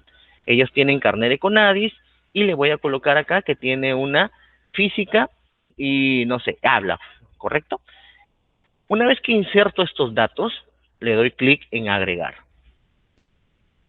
Si ustedes consideran insertar otro tipo de parte, nuevamente, van y escogen dentro de la lista al tipo de parte que ustedes nuevamente quieren insertar. En mi caso, en mi ejemplo, solamente voy a insertar demandante y demandado. Una vez que yo tengo ya insertado estos sujetos procesales, en la parte inferior ustedes van a ver dos opciones, cancelar y aceptar. Si nosotros aceptamos, vamos a continuar al siguiente paso. Si ustedes cancelan, obviamente le va a pedir el sistema que vuelvan a ingresar nuevamente las partes procesales. Entonces, una vez que ya acepté la ventana anterior, en la parte inferior vamos a colocar siguiente. Y ahora el sistema me va a llevar a una tercera pestaña. Y en esta tercera pestaña vienen los datos de los aranceles judiciales y los depósitos judiciales. Si corresponde en este caso, en un escenario que corresponda, un ejemplo, insertar arancel judicial, ustedes tienen una opción que es agregar. Y al darle clic en agregar, el sistema les va a pedir el número de secuencia, la fecha de emisión y la hora de emisión. El sistema mismo en la parte derecha de su pantalla van a encontrar, si en caso ustedes hicieron el pago por ventanilla, dónde se encuentran estos datos. Si ustedes hicieron el pago a través de un agente multired, seleccionan multired y el sistema le va a mostrar dónde están estos datos. O en su defecto, si utilizaron el sistema a través de págalo.p, también el sistema le va a mostrar dónde ustedes pueden considerar o dónde están consignados estos datos. ¿Correcto? Entonces, esta es la forma correcta como ustedes van a insertar los aranceles. Y si en caso, voy a cancelar, y si en caso tuvieran también igualmente, ¿no?, depósitos judiciales, van a colocar sí y nuevamente le van a colocar a la opción agregar. Y lo mismo que hemos visto anteriormente. El mismo sistema le va a mostrar el número de depósito judicial, la fecha de sistema, el tipo de moneda y el monto. Nuevamente, los datos lo encontramos en el margen derecho. Bien, en este caso, en mi ejemplo, yo le voy a poner que aranceles judiciales estoy exonerado. Y en el tipo de depósitos judiciales le voy a poner que no registraré depósito judicial. ¿Correcto? Y nuevamente vamos a darle clic a siguiente. Y a continuación ingresamos ya a la parte final de la herramienta, donde voy yo a tener que consignar, adjuntar mis archivos, mis documentos. Tenemos dos escenarios. El primer escenario que es adjuntar el archivo y el siguiente escenario que es adjuntar anexos. Adjuntar archivos, lo que vamos a hacer es, vamos a ir a la opción examinar y dentro de la opción examinar, lo que me va a pedir el sistema es que obligadamente el tipo de archivo que yo tenga que adjuntar tenga que ser en formato PDF. Pero antes de ingresar a esta parte, voy a mostrarle algunas consideraciones. El sistema, en la parte inferior, tiene algunas consideraciones. El primero de ellos es que por un tema de capacidad, actualmente solamente soporta 30 megabytes y el formato debe ser en formato PDF y que estos archivos deben estar también firmados. Entonces, cumpliendo estos pasos, estos requisitos, vamos a adjuntar. Vamos a darle clic nuevamente en examinar y aquí voy a buscar dónde tengo yo mi documento escaneado y que ya se encuentra en formato PDF. Aquí tengo yo un ejemplo. Aquí le he puesto yo constancia y el sistema me va a cargar. A continuación, el sistema me va a mostrar ya esta información, como por ejemplo, y aquí lo voy a marcar, el sistema me va a mostrar el nombre del documento que estoy subiendo, el sistema me va a mostrar cuánto es el tamaño de este archivo. Recuerden que yo les mencioné que había un tamaño límite. En este caso, por ejemplo, el PDF que yo estoy adjuntando es un PDF muy pequeño, apenas tiene 0.023 megabytes, y también me va a consignar el número de páginas. Entonces, aquí ustedes, por ejemplo, pueden tener ya la información de que si están dentro del rango permitido o no. Entonces, ya tengo el primer archivo, que es mi, vamos a decirlo así, mi petitorio, y en la parte de abajo tenemos otra sección, adjuntar anexos. Y aquí sí voy a tener que detenerme para hacer unos pasos adicionales y explicarles el motivo.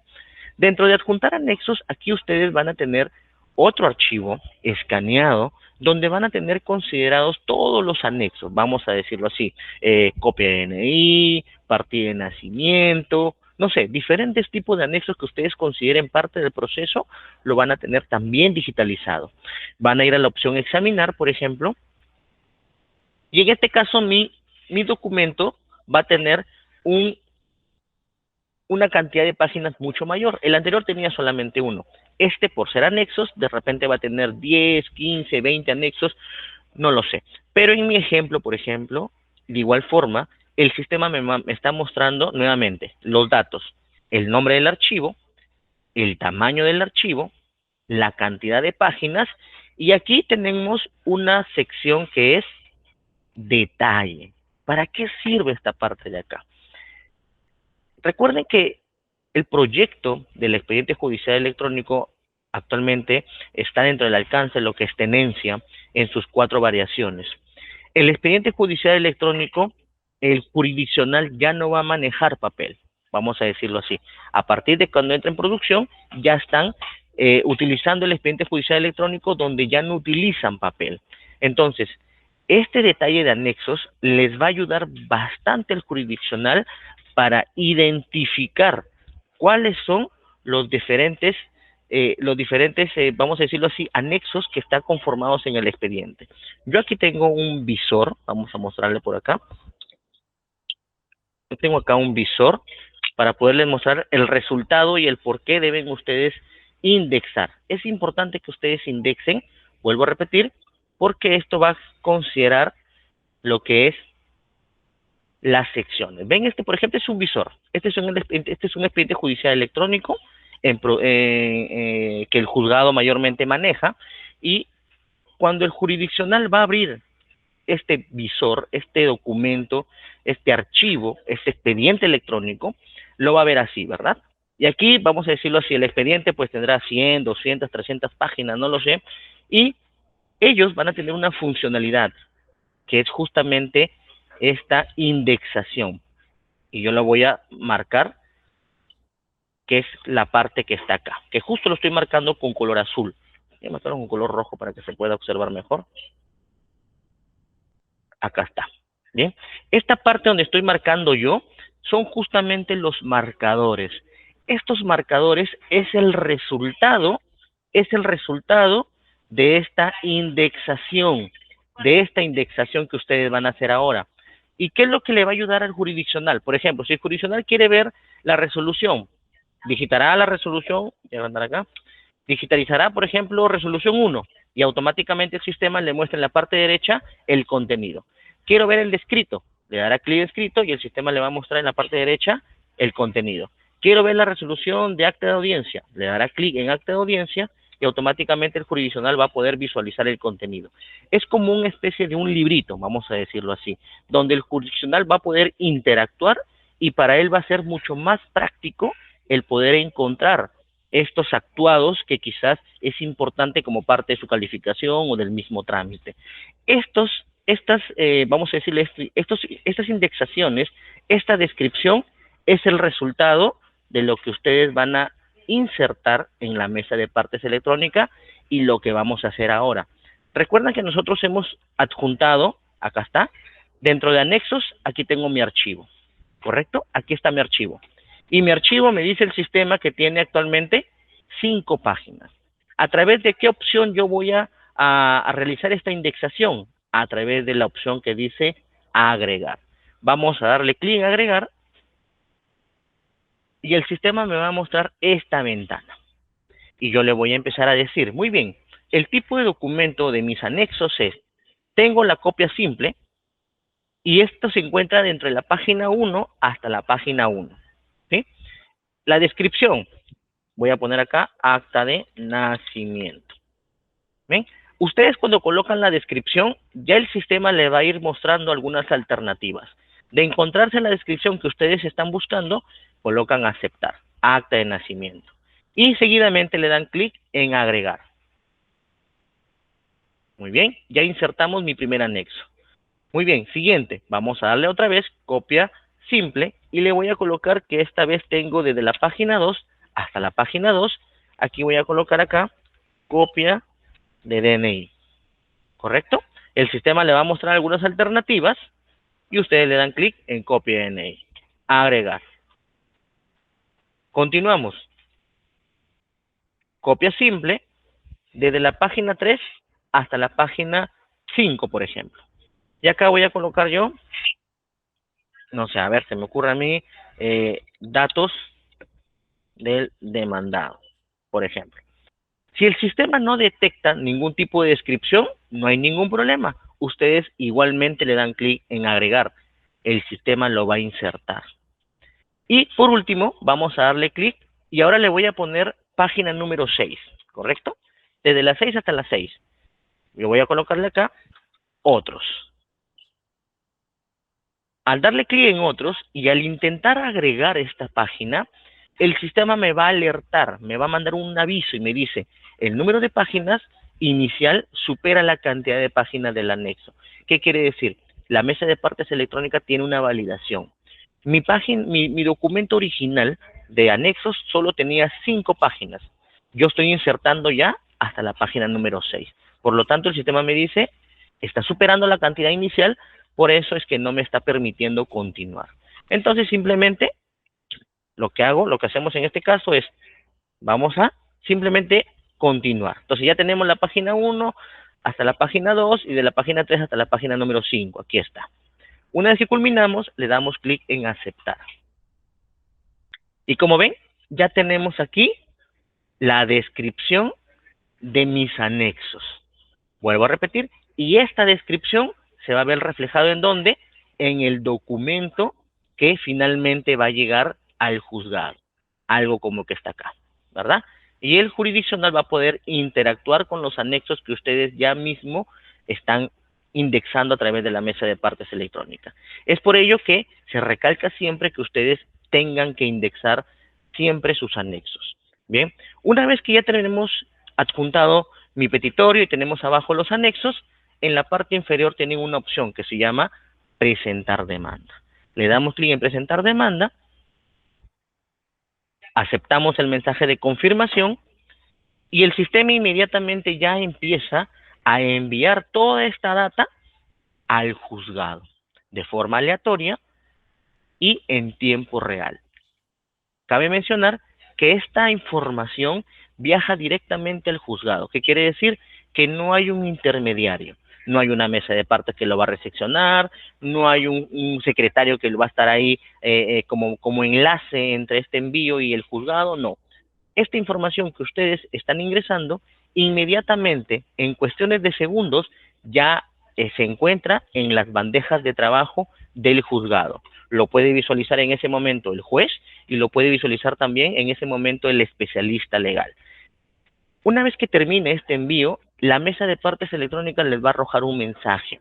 El expediente judicial con código, y aquí está el número de expediente, se registró con éxito. Puede descargar su cargo de presentación.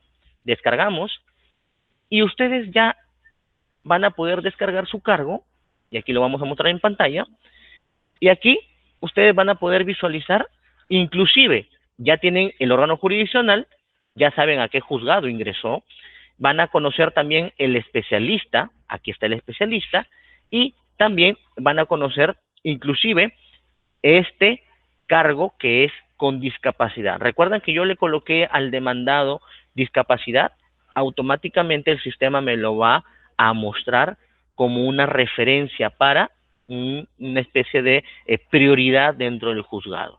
Entonces, este es el carguito que ustedes van a recibir firmado electrónicamente a través de una firma automatizada, y van a tener acá la Corte Superior de Justicia, los datos que le acabo de mencionar, las partes, el demandado, los anexos. Ustedes van a recibir, van a poder descargar este cargo de presentación. Entonces, hasta aquí cerramos y ya hemos ingresado nuestra demanda. Ahora, vamos a hacer el ejemplo, ya que estamos aprovechando la ventana de la mesa de partes electrónica. Vamos a aprovechar e ingresar un escrito. ¿Cómo lo hacemos? De la misma forma. Dentro de presentación, nosotros hemos estado en demanda, ahora nos vamos a situar en lo que corresponde a la opción escrito. Y en escrito, el sistema me va a mostrar las siguientes opciones que yo debo de ingresar. Primero, el distrito judicial. Como yo ya ingresé mi demanda, yo ya sé a qué distrito judicial lo ingresé, yo ya conozco el número de expediente, entonces esta información es lo que me va a pedir la mesa de partes. Me va a decir, muy bien, selecciona el distrito judicial. Yo lo acabo de ingresar a Puente Piedra Ventanilla. Selecciona la instancia. Muy bien, lo acabo de ingresar y ha sido a un juzgado especializado. Selecciona la especialidad, familia civil. Selecciona el año del expediente. En este caso, mi expediente es 237 del 2026. Vamos a seleccionar el año 2026 y el número de expediente 237, que es justamente el que acabamos de ingresar. Una vez ingresados estos datos, en la parte inferior vamos a darle clic en la opción buscar y el sistema va a iniciar con la búsqueda. Va a mostrarle en la parte inferior los diferentes resultados y como ustedes pueden ver, el sistema ya me va a mostrar el resultado en la parte inferior. Ustedes tienen diferentes opciones. Tienen esta lupita, ahí lo estoy marcando en color azul. Esta lupa lo que va a hacer es, al darle clic ustedes a esta lupita, lo que va a hacer el sistema es mostrar más información del expediente. Aquí le va a aparecer el órgano jurisdiccional, el secretario, el distrito, las partes procesales. ¿Con qué finalidad? Con la finalidad de que ustedes estén seguros que es este el expediente que van a ingresar el escrito. ¿Correcto? La siguiente funcionalidad, tenemos una opción donde le va a permitir a ustedes marcarlo como favorito. Si en caso sea este es un expediente que de repente quieran verlo en su módulo de favoritos al inicio, van a poderlo marcar, seleccionar a través de esta opción. Y finalmente tenemos la siguiente y última opción, que es esta lupita en color azul. Esta lupita en color azul, ¿para qué sirve? Ustedes como abogados, y vamos a decirlo así, dueños de la casilla, en algún momento van a ser apersonados al proceso. El juzgado les va a notificar electrónicamente y en adelante, una vez que ustedes reciban la primera notificación electrónicamente, ya el sistema automáticamente reconoce su casilla como parte de este expediente. Y a través de esta opción, ustedes van a poder visualizar todo el expediente electrónico en tiempo real, tal y como está en el juzgado. En otras palabras, lo que ustedes hacían, por ejemplo, para dar lectura al expediente, acudían físicamente al juzgado, sacaban una cita, les daban el expediente, les daban un determinado tiempo para que lo lean, lo analicen, lo observen. Ahora ustedes ya no va a ser necesario que acudan a las sedes judiciales. A través de su casilla electrónica y a través de esta funcionalidad que yo estoy marcando en color azul, ustedes van a poder ver en tiempo real y descargar el expediente judicial electrónico. Con ello, evitamos ya que ustedes acudan presencialmente al órgano jurisdiccional. Bien, entonces, y la última opción que le va a mostrar la mesa de partes electrónica es a través de esta opción ingresar escrito. Como estamos haciendo la presentación de un escrito, vamos a darle clic a ingresar escrito. Al darle clic a esta opción, el sistema me va a pedir inmediatamente qué tipo de documento yo voy a ingresar ahora. En mi caso va a ser un escrito. El sistema me va a decir, muy bien, ingresa la sumilla. Selecciono otros y voy a colocar acá la sumilla.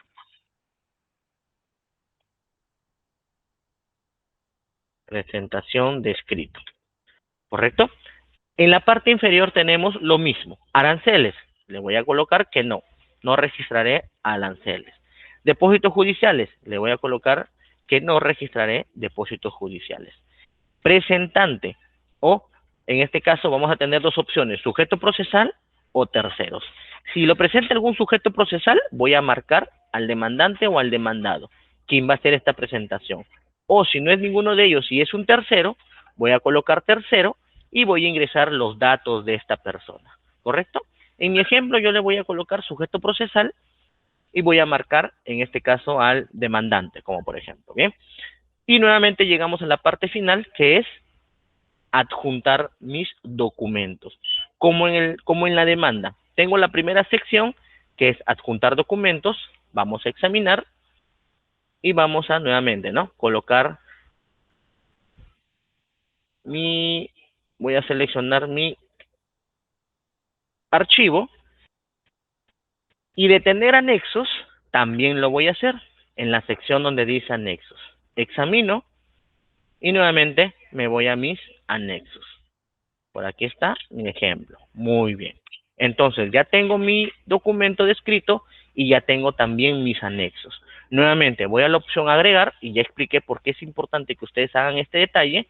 Y ahora lo voy a hacer un poco más rápido. Le voy a poner de la página 1 hasta la página 5 y le voy a colocar aquí otros, ¿correcto? Agrego, automáticamente el sistema me va a mostrar en la parte inferior este registro, aquí está, y finalmente voy a aceptar. Aceptamos y llegamos a la parte final y seleccionamos ahora la parte presentar documento. Al darle clic en presentar documento, aceptamos nuevamente el mensaje de confirmación y seguida automáticamente el sistema comienza ya a enviar toda esta información al juzgado. Así como en la demanda, en tiempo real, y una vez que culmine este envío, el juzgado ya lo va a ver en su bandeja de trabajo. Vuelvo a repetir, este envío no hay un intermediario, no hay un receptor, es directo desde la mesa de partes electrónica hasta las bandejas de trabajo del sistema, en este caso del jurisdiccional. Y aquí nos sale el aviso, el documento judicial número 87 se registró con éxito. Podemos descargar el cargo, descargamos, vamos a abrir el documento y aquí está. Automáticamente me sale el documento que es una presentación, cargo de presentación de la mesa de partes electrónica y aquí está, ¿no? Al primer juzgado, al expediente 237 y mi escrito que le coloqué yo como sumilla, presentación de escrito FC. Bien, entonces hasta aquí hemos mostrado la herramienta de la mesa de partes electrónica y los diferentes pasos que ustedes van a realizar para la presentación de una demanda y para la presentación de un escrito. No sé si hay alguna pregunta, estaré atento para poderlo resolver. Muchas gracias, ingeniero More. Sí, hay preguntas. Ya han hecho el registro correspondiente. A ver, de Freddy Guamaní del Cusco. ¿Cómo puede un usuario verificar que su demanda o escrito relacionado con un proceso de tenencia o régimen de visitas ha sido presentado correctamente mediante la mesa de partes electrónica? Bien, recuerden que toda presentación, al final ustedes van a obtener un cargo de presentación. Si ustedes obtienen este cargo de presentación como el que vemos en pantalla, automáticamente su presentación ha sido realizada con éxito, vamos a decirlo así. Ahora, también hay escenarios en los cuales por algún motivo, ya sea conexión de red o ya sea por diferente motivo ajeno, vamos a decirlo así, que escapa muchas veces del alcance de estos inconvenientes, existen algunos problemas y que al momento, al final, en el último paso de presentación, el sistema les va a mostrar un aviso, un error.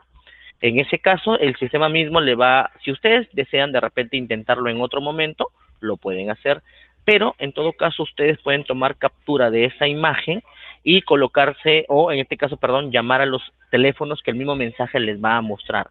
El mensaje, cuando les sale un mensaje de error, el sistema les va a mostrar el número de anexo y a qué teléfono van a tener que llamar, para que justamente puedan ayudarles en cuanto a lo que es un inconveniente en la presentación. Pero si ustedes obtienen un cargo de presentación como este, inmediatamente es un signo de que su presentación ha sido realizado con éxito. Muchas gracias. A ver, una siguiente pregunta. De Lilibet Inga, de Tacna. ¿Qué beneficios ofrece la mesa de partes electrónica para las madres, padres o representantes que participan en los procesos de tenencia y régimen de visitas, especialmente cuando residen en localidades alejadas de la sede judicial? Bien, creo que en cuanto a los beneficios, ya al inicio de la capacitación se han podido mencionar varios beneficios. Y definitivamente uno de los beneficios es la presentación en tiempo real, en el horario, vamos a decirlo así, 24/7. En la mesa de partes electrónica, el justiciable no va a tener, vamos a decirlo así, la mesa de partes electrónica no va a estar inoperativa por un feriado, no va a estar inoperativa porque ya son las 10 de la noche, 11 de la noche, no. Es una herramienta que está activa las 24 horas, sábados, domingos. La presentación es en tiempo real, no hay un intermediario. Ingreso que se hace por la mesa de partes electrónica, ingreso que ya está en la bandeja del jurisdiccional. Escrito que ustedes de repente se le está venciendo el plazo, está, como lo mencioné, en una zona alejada y cuentan con internet, yo creo que ustedes van a poder sacarle el provecho en cuanto al traslado físicamente que hacían y se dirigían y presentaban, formaban su cola y muchas veces no llegaban dentro del horario. Pues ahora con la mesa de partes electrónica tienen la opción de que este escrito pueda presentarse a través de esta herramienta y van a tener activo las 24 horas. Entonces, y creo que hay muchos beneficios más que ya se mencionaron al inicio y podrían ser de bastante apoyo, ayuda al justiciable. Recordar que esta mesa de partes electrónicas justamente se ha pensado en el justiciable.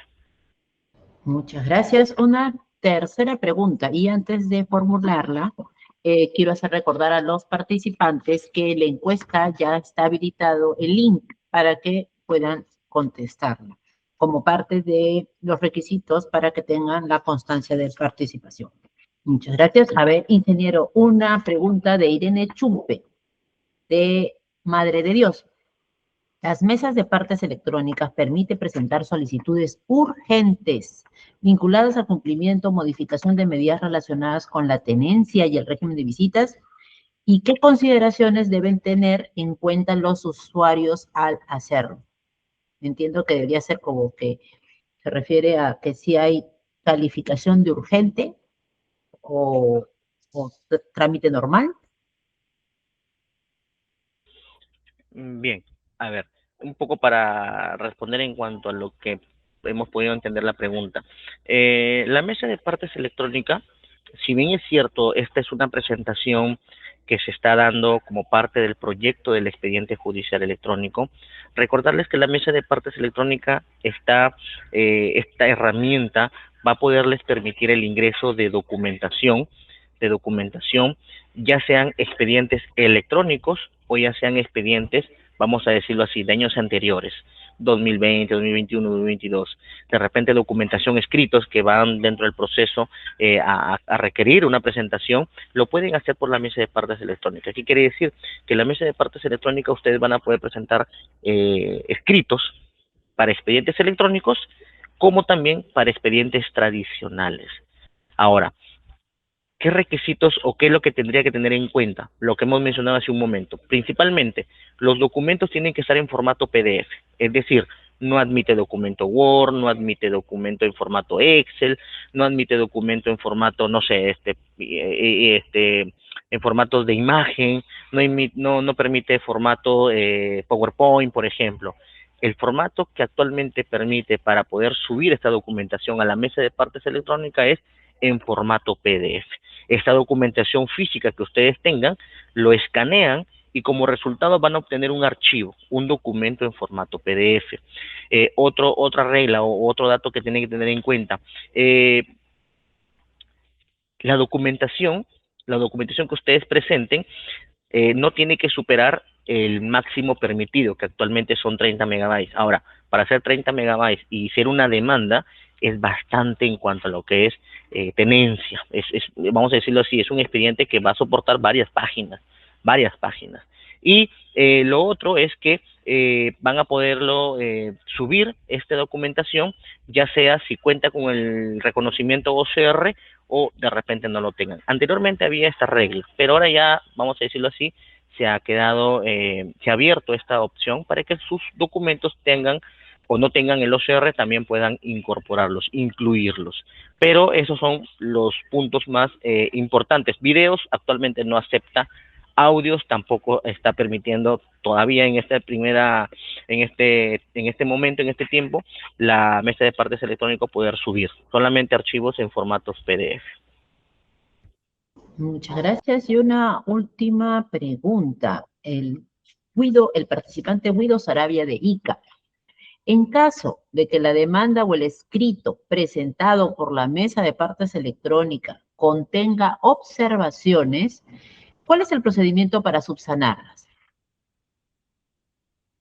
Bien, si en caso la mesa, vamos a decirlo así, este documento, esta demanda que ingresé, el 237, ustedes lo ingresaron por la mesa de partes electrónica, ya el juzgado lo tiene en su poder, vamos a decirlo así, y el juzgado observa esta demanda, ¿no? De repente algún anexo no está bien legible o no sé, algo que tengan que agregar más, X motivos. El juzgado se entiende que los va a notificar al abogado, ya sea a través de su casilla electrónica, ya sea físicamente, pero los va a notificar. ¿Qué quiere decir? Que el abogado va a tomar conocimiento de esta observación y ellos mismos van a poder subsanarlo. Si me falta un anexo, muy bien, voy a presentar un escrito, que acabo de mostrar los pasos hace un momento de cómo presentar un escrito, y voy a ingresar mi escrito con toda la documentación subsanando lo que el juzgado me ha observado. Lo presento por la mesa de partes electrónica, ya que aprovecho la herramienta, y finalmente puedo levantar mis observaciones que el juzgado hace, vamos a decirlo así, me ha observado en mi demanda, en mi presentación de demanda. Pero la mesa de partes electrónica va a poder justamente permitirles eso, a través de los escritos, poder subsanar aquellas observaciones que el juzgado les ponga en conocimiento.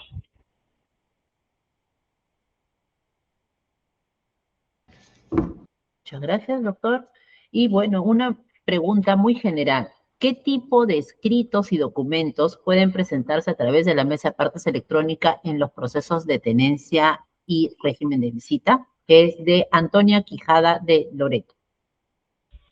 Bien, los documentos que ustedes tengan como parte del proceso. Si bien es cierto, yo he hecho la presentación de un escrito, pero, por ejemplo, yo voy a mostrar qué otras opciones les muestra el sistema. Si bien es cierto, se ha hecho la presentación de un escrito, que es lo más, vamos a decirlo así, lo más tradicional, pero si como parte del proceso ustedes tienen que presentar otro tipo de documento que no necesariamente, vamos a decirlo así, sea un escrito, sino sea un oficio, vamos a ver qué opciones nos ofrece el sistema. Miren, vamos a entrar aquí a ingreso de escritos, y dentro de documentos, ustedes van a poder ver toda una lista de posibles documentos que se acojan al proceso de tenencia. Decirles exactamente cuál es el proceso que van a utilizar para el tema de tenencia, pues eso ya va a quedar siempre a cómo la realidad ahora se le pueda presentar, ¿no? Tienen, por ejemplo, el desarchivamiento, tienen un dictamen, tienen informes, oficios, no sé, varias opciones, escritos, solicitudes que ustedes puedan utilizar y que la herramienta mismo les está ofreciendo. ¿Bien? Muchas gracias. Agradecemos al ingeniero Francisco More Pacherre, analista de implantación de la Gerencia de Tecnologías de Información de la Gerencia General del Poder Judicial. Señores participantes, la videoconferencia ha terminado. Muchas gracias. Agradecemos la colaboración en esta organización de esta conferencia a las Cortes de Ancash, Arequipa, Ayacucho, Cusco, Ica, Lambayeque, Lima, Loreto, Madre de Dios, Piura y Tacna, que son parte del bloque 3 de la implementación del eje tenencia, y a Justicia TV.